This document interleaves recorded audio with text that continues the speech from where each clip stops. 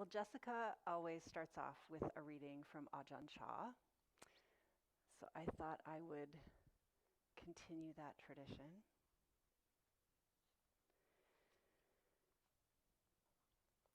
The, the Dhamma the Buddha awakened to is something always there in the world. It hasn't disappeared. It's like groundwater. Whoever digs a well down to the level of the groundwater will see water. It's not the case that that person created or fashioned the water into being. All he's done is to put his strength into digging the well so that it's deep enough to reach the water already there. So if we have any discernment, we'll realize that we're not far from the Buddha at all. We're sitting right in front of him right now. Whenever we understand the Dhamma, we see the Buddha. Those who are intent on practicing the Dhamma continuously, wherever they sit, stand, or walk, are sure to hear the Buddha's Dhamma at all times.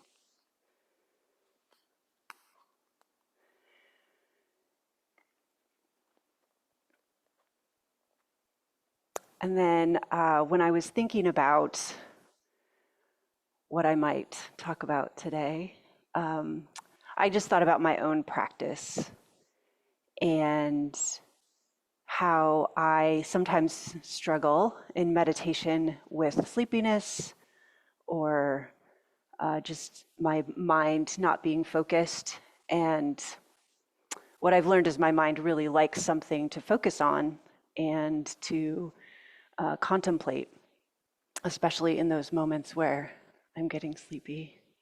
So I've had this practice of memorizing chants and saying chants so that in those times where I'm feeling sleepy or feeling anxious or I'm out in the world and kind of needing something to focus my energy on, I can fall back on reciting a chant in my mind. Sometimes I don't even make it through the whole chant. I just get through a couple of verses and say those over and over again. And I find it really useful and centering. And so I'm going to talk about the Metta chant today, which is, if you want to follow along, on page 37 in our chant books. And before that, I'm going to read another little bit that I found in this lovely book that's downstairs, Walking the World by Ajahn Sundara, who is a nun in our tradition. She's talking about the benefits of practice. She says, "Tonight I have not prepared a talk. Instead, I'm offering you a nice blank page. Wouldn't it be great if we could all start the day with a blank page? If we could start the day with space to follow our hearts and not an agenda or a must-do list. Most of us have a lot of plans, activities, and demands on our lives, and your energy can be sapped in trying to balance and make sense of it all. We're exposed day in and day out to the media, which shows us the world's problems. You don't really need to be told that the world is unsatisfactory. You already know that. And yet, have you noticed how we project our attention outwards again and again? The world we are part of is intent on deluding us, intent on convincing us that the problem is out there, completely and forcefully intent on that. And so we forget where the world begins." So I really like this image of starting each day with a blank page and thinking about filling that with something skillful. Starting the day with something inspiring and a good reminder. How do I want to live my life today? How do I want to focus my energy? So I've started this practice of, at the end of my meditation, chanting this the Buddha's words on loving kindness, which is the Metta Sutta in the suttas. And I find it quite full of wisdom and direction. So I'll just read a few lines at a time and then kind of talk about how I've been contemplating these words. This is what should be done by one who is skilled in goodness. And I really like this skilled in goodness bit because there's so many things that we can practice to be skilled at, right? So many responsibilities that we have to do, our work and family, and things that we spend our time learning to be more and more skilled at in the world.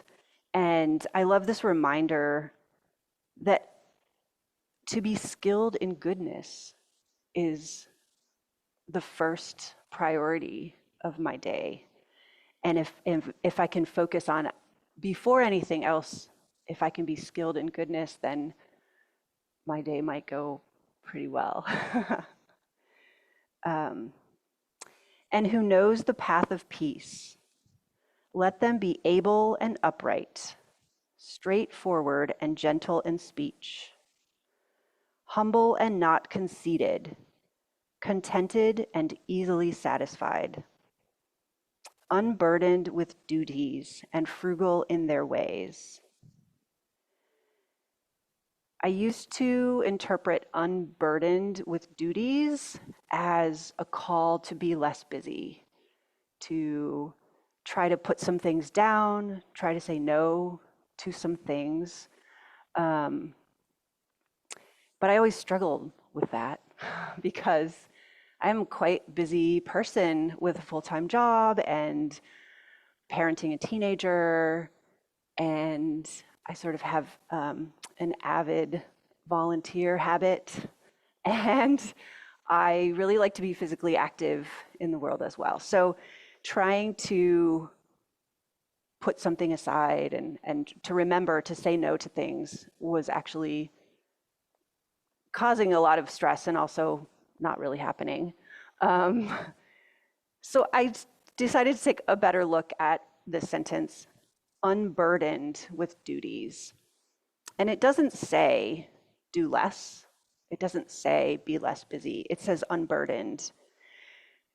So I'm trying to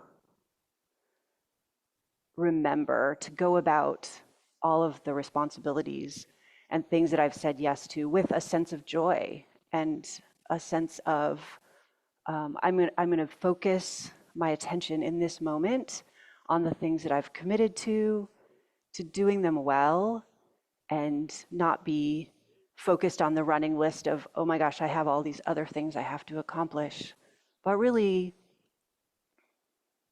completing the job at hand with a joyful heart. And that's not always easy, but I appreciate this reminder that I can accomplish the things that I've committed to and that are useful and good activities to complete in the world.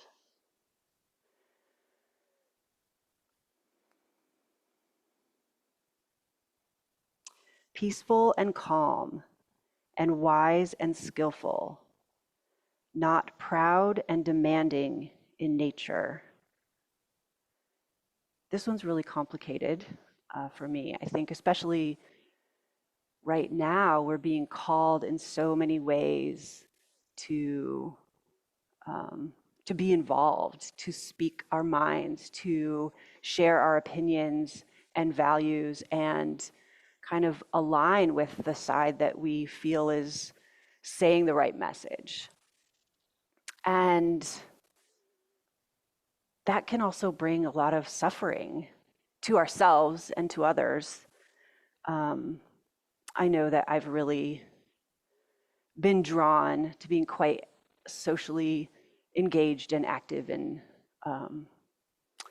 have my voice be heard in the world.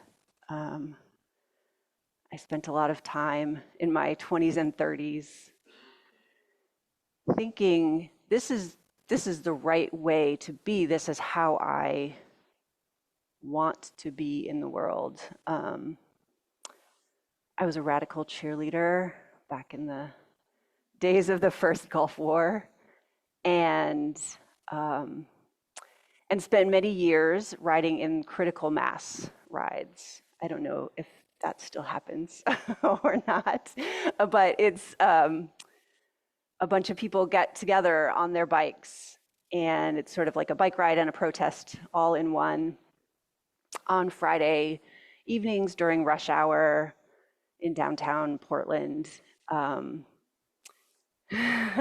Right? With the goal of impacting traffic, to make a statement that driving a car is bad for the environment and riding your bike is a much better way of getting around, right? And we were having fun. It was fun. And yet I can recognize now how it really brought about a lot of suffering for myself and surely for all the people stuck in their cars behind us. There was a lot of finger pointing and shaming and feeling like, gosh, my message is the right one. And if only the world would listen to what I have to say, surely it would be a better place. I think I really thought that.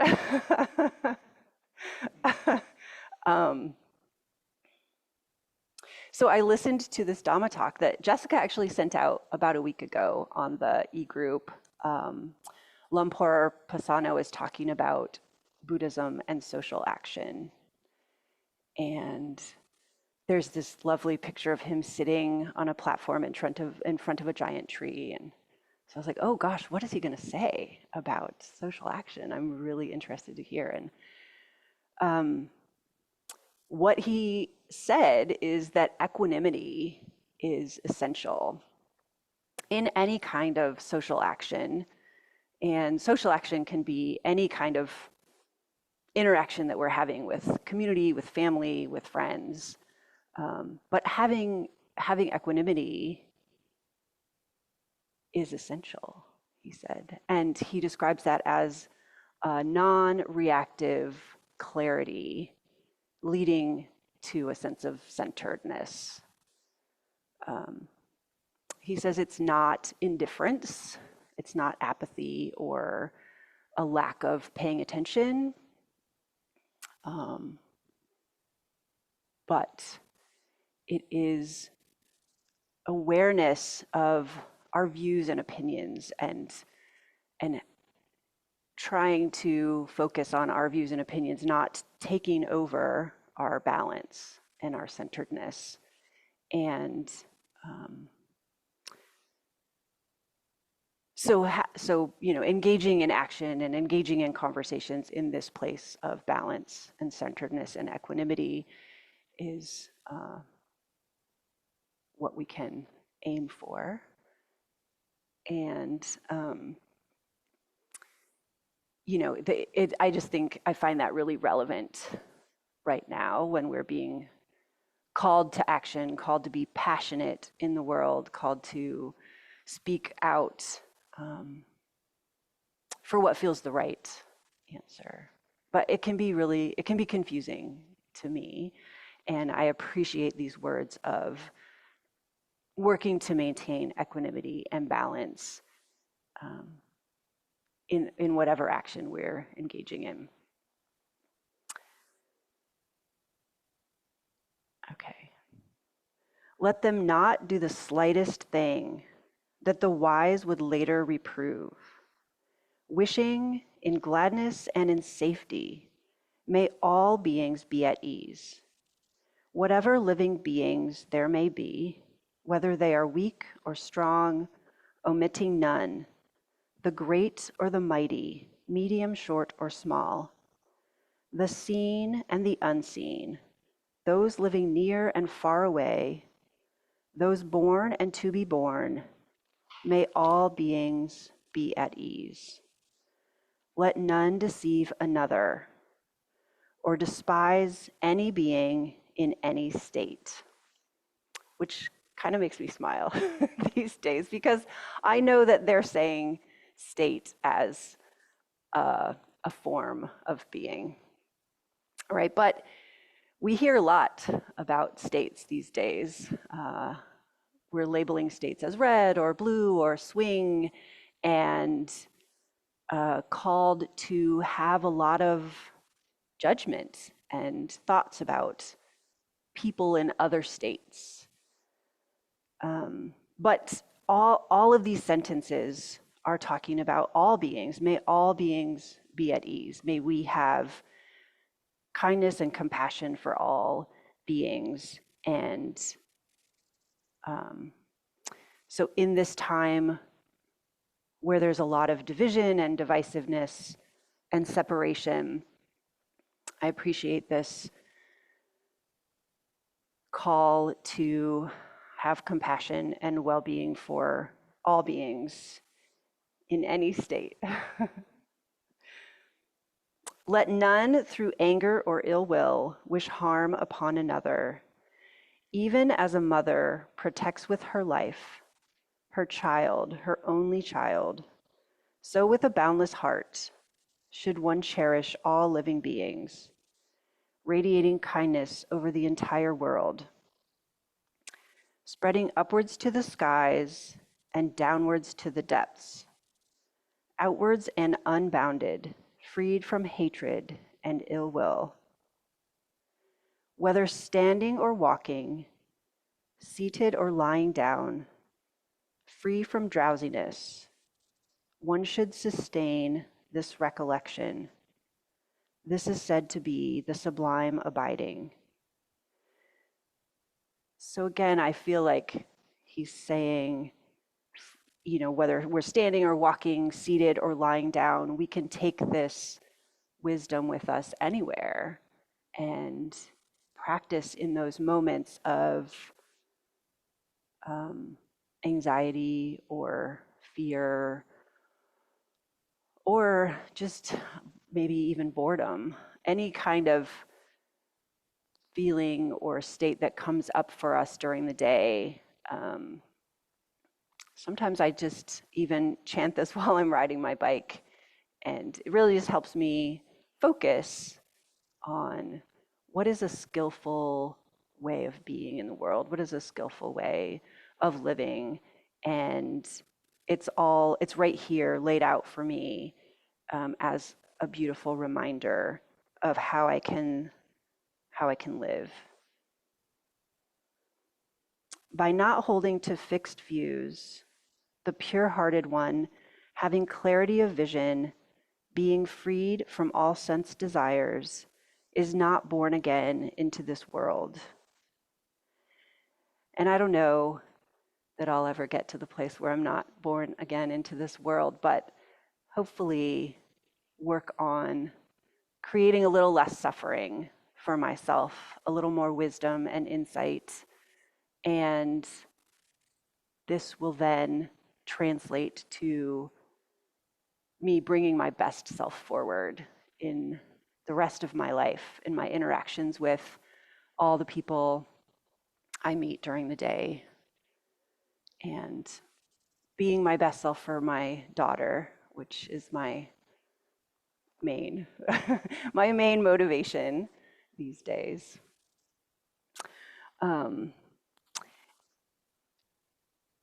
So I'll leave it there. Does anyone have any thoughts or reflections they'd like to share? Yes?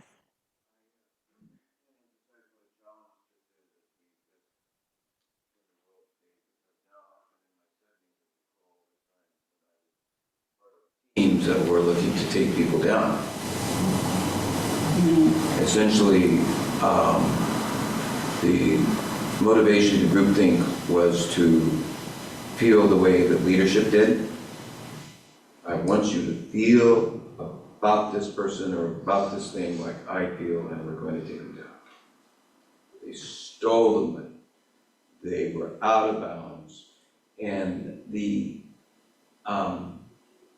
law basically is correct. When you do something wrong, basically the law requires payment.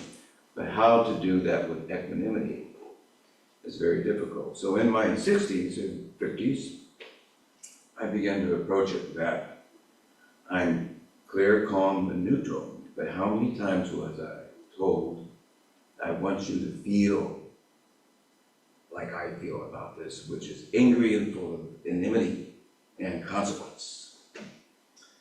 So the challenge for me is at the end of my career was to maintain that equanimity and not be burdened by the duty that's involved, but to realize that the function of our culture and society depended upon doing these tasks. But it's extraordinarily hard, especially as you develop a conscience in your older age. And I think that it requires constant diligence and a lot of self-forgiveness as you enter different periods of your life, no matter where you are in the progression of your own life, is that there's a lot of self-forgiveness because of the things that you really have to do. So your comments on that would be very helpful.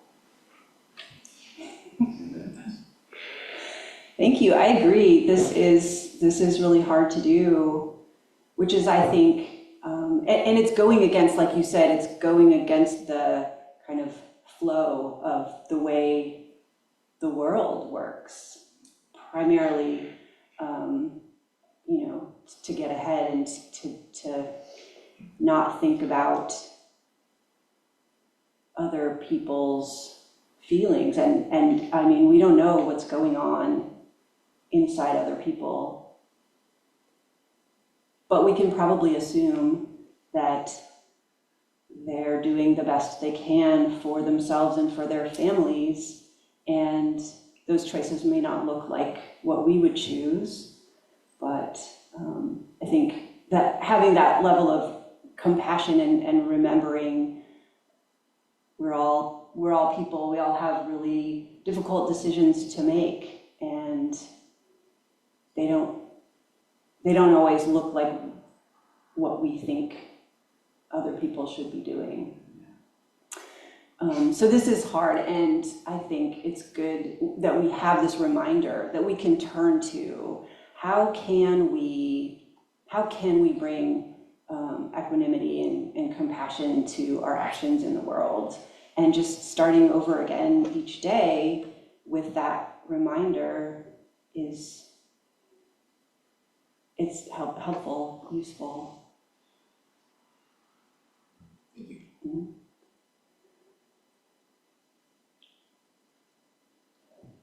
Yes? So I have I started reflecting. Thank you so much for that too. I was also protesting in the first Gulf War. It was a long time ago. I'm also raising a teen daughter, so I appreciated your talk today. I was thinking about how hard it is to have equanimity, not just about social justice issues, but just as a person trying to be in the world. And this is a very minor example, but it's one that comes up, this kind of thing comes up for me regularly in life. My grinder broke, right? So the motor went out, $60 coffee grinder, and I just thought, well, that's not right. So I've only had it for a year.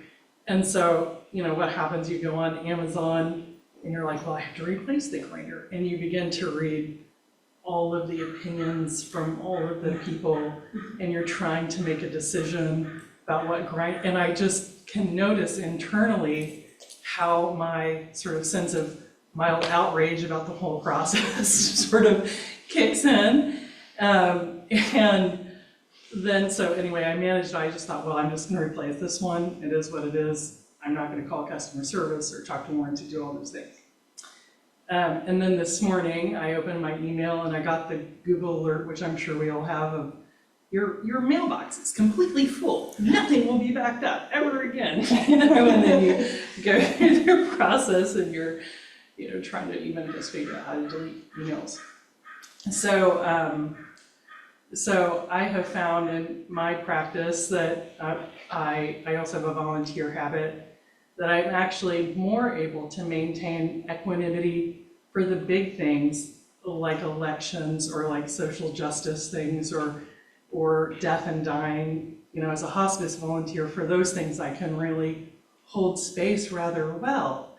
And it's actually the small things and the small irritations like technology or, you know, broken or marketing emails. I mean, I'm a marketer actually, but you know, like my own life is like, and these small irritations are what throws me off more than, you know, the really big stuff.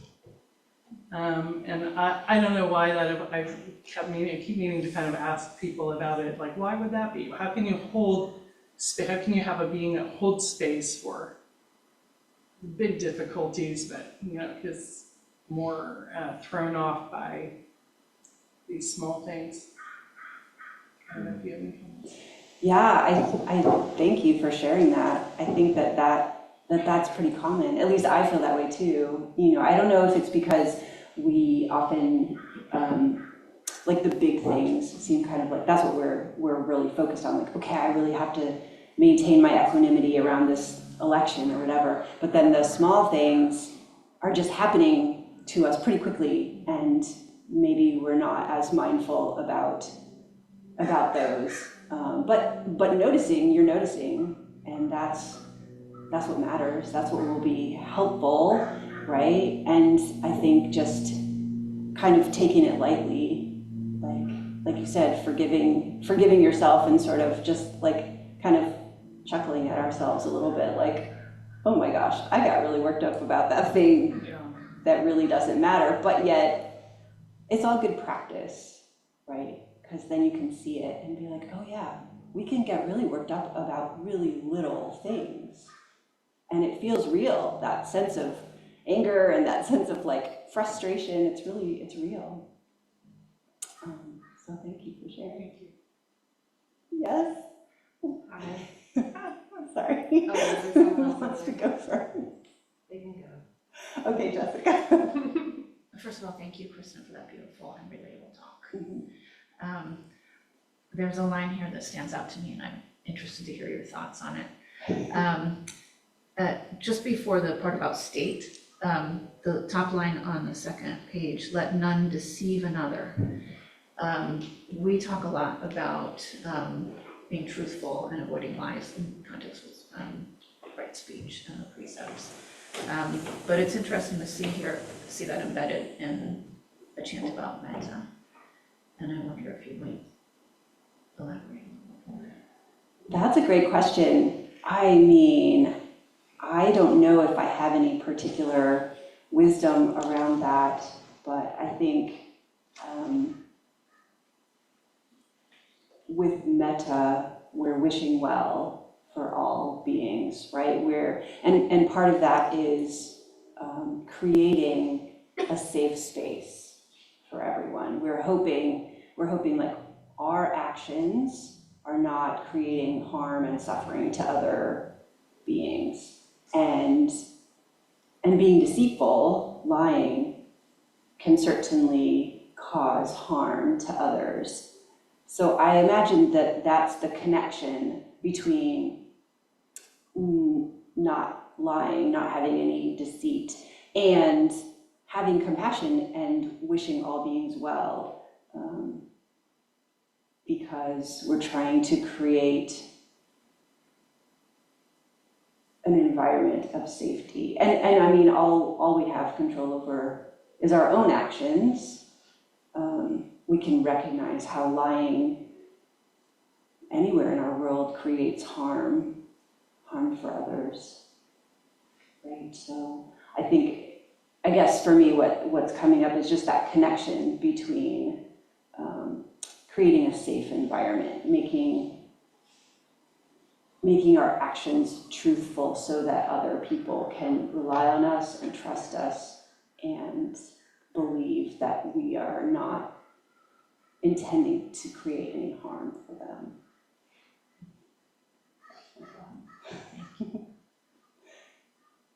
Yes, do you wanna? Yeah, I'm new to meditation and sitting with others.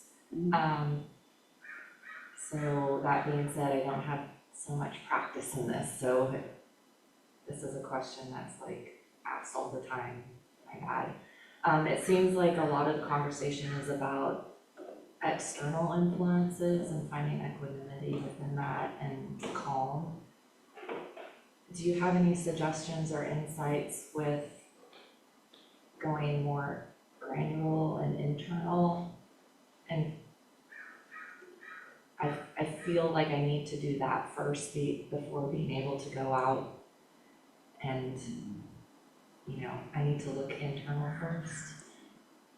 Absolutely. Thank you for sharing that. And that is also part of what this talk from Lumpur Pasano, he does talk about how before we go out, before we are going to be able to be balanced in our conversations with others, we really have to look internally and kind of create a sense of balance for ourselves. And that can be really hard because there's so many conflicting feelings and information, and how do I feel? How do I really want to present myself in the world?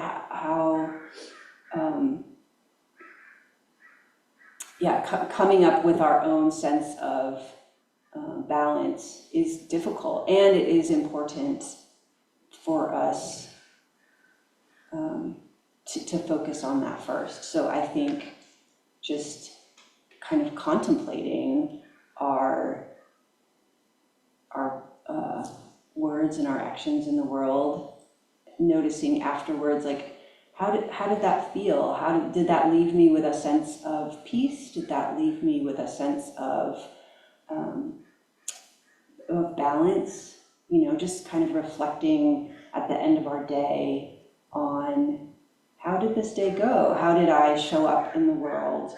And not with a sense of judgment or, gosh, I did all that wrong, but just like, did that work? Do I want to keep growing that action, those words? Or do I want to look at maybe doing it a little differently next time? It doesn't have to be full of judgment or, but again, as you said, self-forgiveness, right, is important because we're going to notice things, of course. We're not perfect. We're going to want to maybe do things a little differently next time. But yes, I agree. I think that's very important to focus on how are we coming to the world in ourselves before kind of sharing that outwardly. Awesome. Kristen? I just wanted to follow up on your question, and just sort of what's coming up for me is I think about what Ajahn Jeff talks about, the committee of the mind, Mm-hmm. and that we have lots of different parts of ourselves that things will come up that we don't like, and we start to judge that part of ourselves that we don't like. But sort of what you were saying before about we don't know what's going on in someone else's lives, and they're probably doing the best that they can for what they need to do. Like that part of ourselves that we don't like is also trying to do something for us, that's trying to protect us in some way.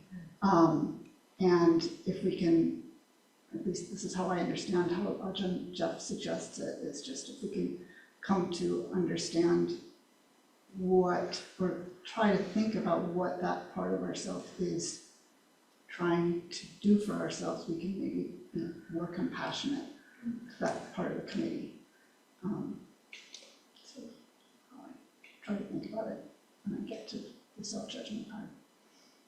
Yes, thank you. I love that. Very appropriate.